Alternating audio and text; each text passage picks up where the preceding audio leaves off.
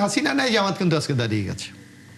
তা আগামীতে যদি এই ধরনের কোনো পরিস্থিতি হয়, আবার একই পদ্ধতিতে আওয়ামী লীগ দাঁড়িয়ে যাবে, কারণ তাদের বিরুদ্ধে তো কোনো সুনির্দিষ্ট অভিযোগ বা শাস্তি আপনি দিতে পারেন নাই। আওয়ামী লীগ হয়তো বা শেখ হাসিনা এত সহজে ফিরতে পারবে না, ফিরলে হয়তো বা সকল জুলাইয়ের শক্তিগুলো আবার একসাথে হয়ে যাবে, এটা বাস্তবতা। পিতা সন্তানকে জড়ি ধরে কাঁদছে যে 120 টাকায় কনস্টেবলের চাকরি হয়েছে।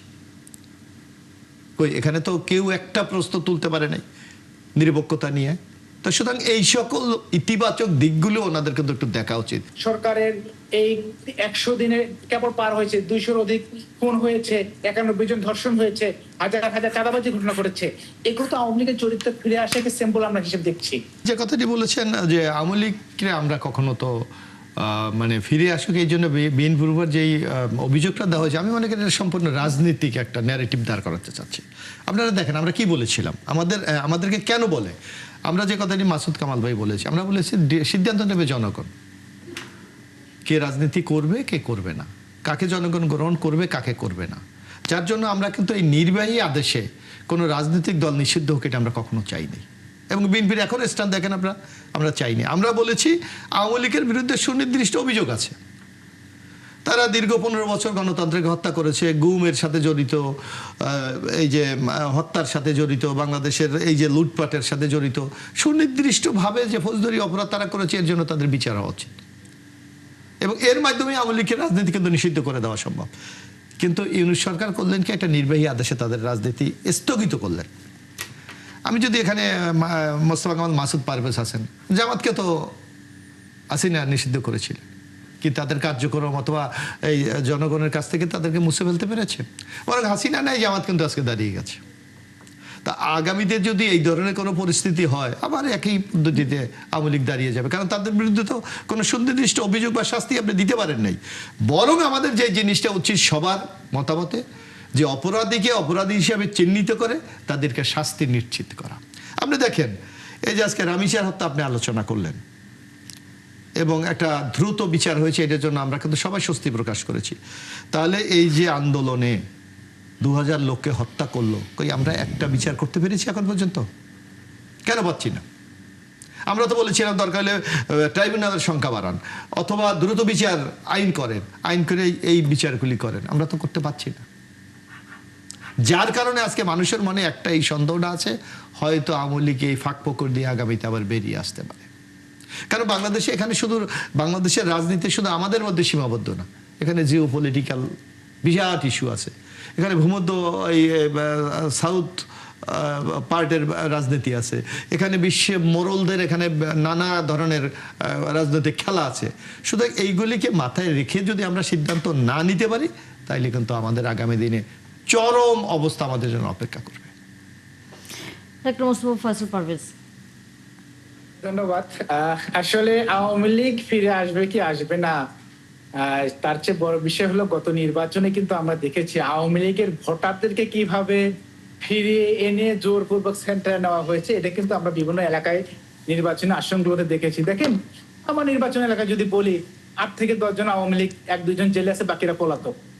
বাকি যে আওয়ামী লীগের যারা একটু বাইরে ছিল, আমি দেখেছি ইউনিয়ন পরিষদ চেয়ারম্যান গুলো সবগুলো হঠাৎ 2 দিন আগে তারা হাজির।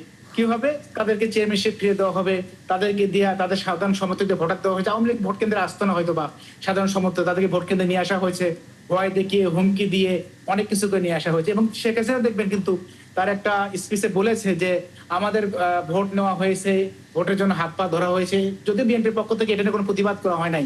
এই ঘটনা কিন্তু আমরা প্রত্যক্ষভাবে, পরোক্ষভাবে না, প্রত্যক্ষভাবে কিন্তু ফিল্ডে আমরা দেখেছি। তো তার চেয়ে বড় বিষয় হলো, দেখেন আওয়ামী লীগ হয়তো বা শেখ হাসিনা এত সহজে ফিরতে পারবে না, ফিরলে হয়তো বা সকল জুলাইয়ের শক্তিগুলো আবার একসাথে হয়ে যাবে, এটা বাস্তবতা। কিন্তু আওয়ামী লীগের চরিত্রগুলো যেভাবে ফিরে আসছে, এটি কিন্তু আমাদের জন্য কষ্টদায়ক। কারণ এই চরিত্রগুলোর কারণে কিন্তু জনগণ রাস্তায় নেমেছিল। আমরা সেই চরিত্রগুলোকে আর দেখতে চাই না। আমরা চাই যে জুলাইয়ের শক্তিগুলো যে স্পিড নিয়ে নতুন বাংলাদেশ যাত্রা শুরু করেছিল, সেটিকে কন্টিনিউ রাখবে, এটি আমরা প্রত্যাশা করি।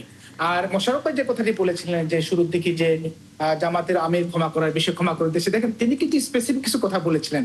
তিনি বলেছিলেন দল হিসেবে তাদের ওপর গত 15 বছর যে নির্যাতন এবং জুলুম চালানো হয়েছে তার জন্য তিনি ক্ষমা করে দিয়েছেন।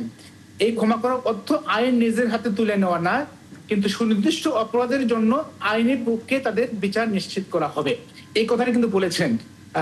এটা আমাদের একটা খেয়াল করা উচিত। তো আমরা মনে করি যে আমাদের আমাদের জনাব মাসুদ কামাল ভাই অনেকগুলো গুরুত্বপূর্ণ কথা এখানে নিয়ে এসেছেন।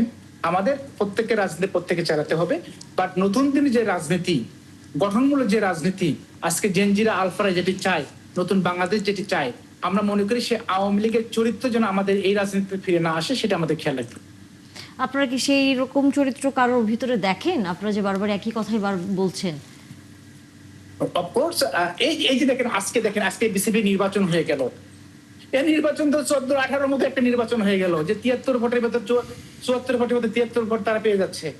যেভাবে কি বলে বুলবুলকে সরিয়ে দিয়ে আজকে তামিম ইকবাল আসলো এবং যে ভোটে তিনি বিজয়ী হলেন, দেখা 74 ভোটে 73 ভোটে বিজয়ী হলেন, এগুলো আপনি কি বলবেন?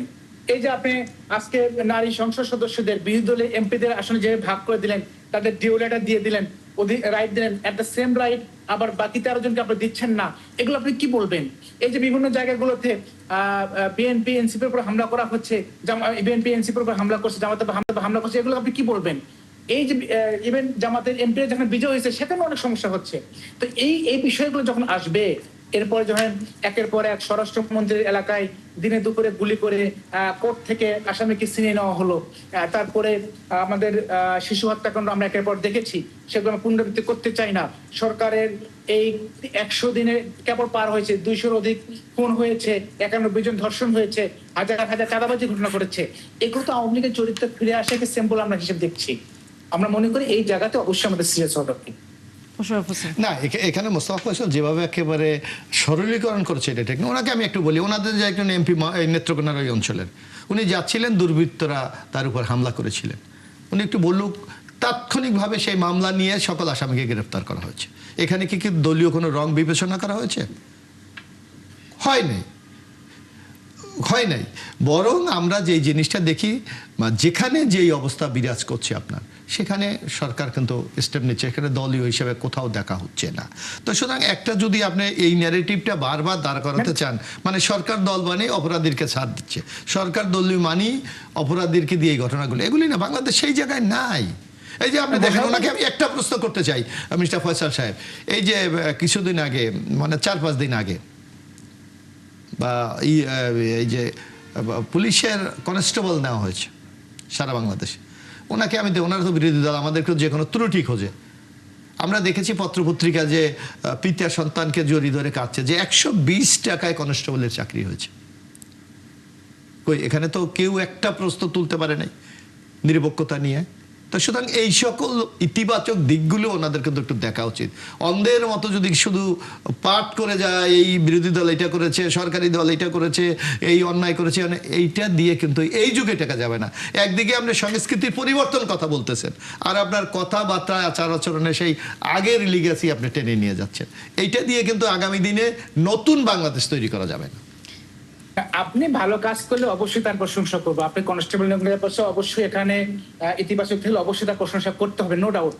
কিন্তু এই যে দেখেন, একজন এমপি দাবি করেছে গত পরশুদিন বিএনপি নেতারা গিয়ে তার স্ত্রী সন্তানকে হুমকি দিয়েছে, মারার হুমকি দিয়েছে।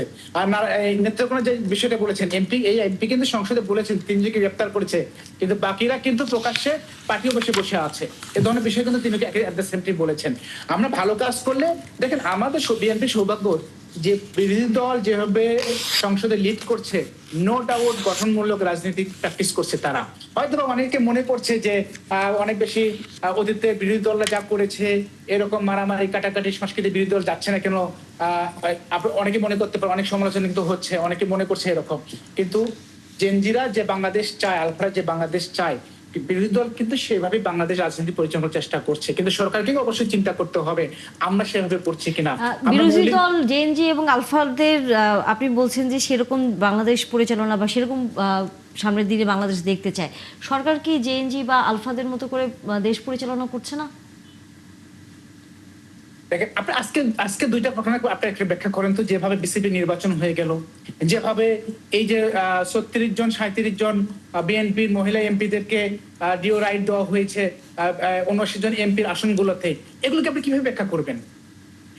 এগুলো কি অতীতে নেতিবাচক রাজনীতির বহিঃপ্রকাশ নয়?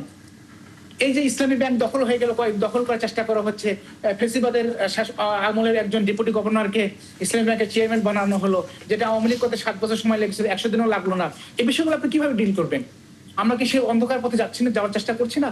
আমরা তো মনে করি, দেখেন আমরা একসাথে দীর্ঘ সময় আন্দোলন করেছি, এই ঢাকার রাজপথে আমরা একসাথে আন্দোলন করেছি। ম্যাডাম খালেদা জিয়াকে যেদিন মার্চ ফর ডেমোক্রেসি ঘর থেকে বের হতে হলো না, আমরা সেদিন মিছিল নেতৃত্ব দিয়েছি, আমার সামনে আমার মনসুর শাহাদত বরণ করেছে। এই কষ্টগুলো আমরা করেছি, একসাথে জেলে ছিলাম, মাসের পর মাস আমরা গুম ছিলাম, একসাথে আমরা আন্দোলন করেছি বলেই তো চাই যে বিএনপি ভালো কিছু করেছে বলেই তো আজকে বিরোধী দলের প্রধান সংসদে বারবার সরকারের কাছে ইতিবাচক রাজনীতি প্র্যাকটিসের আহ্বান জানছে। হয়তো প্রধানমন্ত্রী সংসদে কম কথা বলছে, কিন্তু বাইরে যখন কথা বলছেন অনেক সময় নেতিবাচক কথা বলে ফেলছেন। আমরা সামগ্রিকভাবে চাই যে আজকে যে স্পিরিটের উপর বাংলাদেশের যাত্রা শুরু হয়েছে, এই যে সচিবালয় আপনার কি বলে বিচার বিভাগের সচিবালয় বন্ধ করে দেওয়া হলো, স্থগিত করা হলো, এগুলো তো আমরা চাই নাই, এই জায়গাগুলো তো আমরা চাই নাই। আমরা তো মানবাধিকার কমিশন নিয়ে যে বিষয়গুলো আমরা প্রত্যাশা করেছিলাম, গুম কমিশনের যে আমাদের প্রত্যাশা ছিল, সেগুলো আরো বেশি অ্যাক্টিভ হবে। আগের যে অধ্যাদেশগুলো পাশ হয়ে গেছে সেগুলো এগুলো আমরা চেয়েছিলাম, কিন্তু যেগুলো আটকে দেওয়া হলো, বন্ধ করা হলো, বাতিল করা হলো, কিংবা অনেক কিছু পাশ করা হচ্ছে না, নোট অফ ডিসেন্টের বাইরে গিয়ে অনেক কিছু বন্ধ হয়ে যাচ্ছে, এগুলো কিন্তু আমাদের প্রত্যাশিত ছিল না। জেনজিরাও চায় না, আলফারাও চায় না, যার কারণে কিন্তু দেখবেন এই আলোচনা শেষ করতে হবে। এবিএম মোশাররফ হোসেন, ছোট করে 1 মিনিট।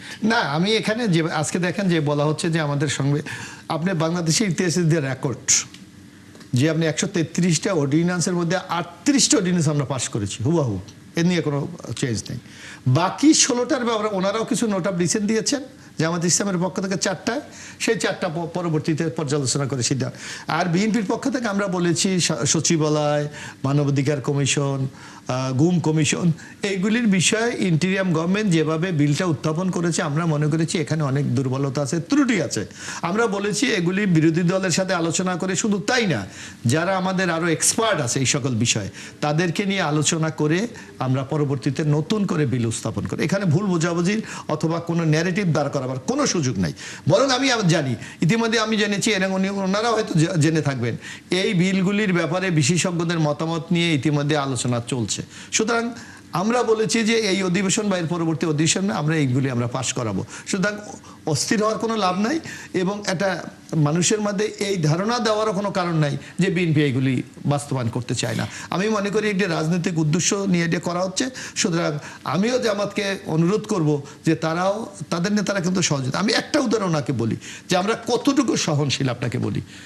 ওনারা একটা বিল এনেছিলেন যে জুলাই অধ্যাদেশের উপর সংসদে, যদি স্পিকার ইচ্ছা করলে অথবা সরকার দল ইচ্ছা করলে সেটাকে কিন্তু আলোচনা না আনতে পারতেন, বাতিল করে দিতে পারতেন, কিন্তু আমরা বলেছি না, আলোচনা হতে পারবে। সেখানে 2 ঘন্টার জন্য আলোচনার টাইম নির্ধারণ করা ছিল।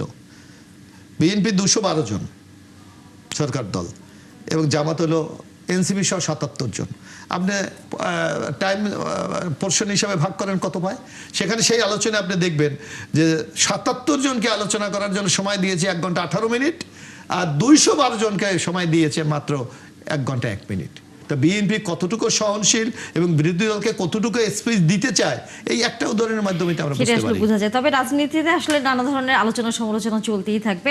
ধন্যবাদ মোস্তফা ফয়সাল পারভেজ আপনাকে। নিশ্চয়ই আগামীতে আবারও আমরা কথা বলার সুযোগ পাবো আপনার সাথে।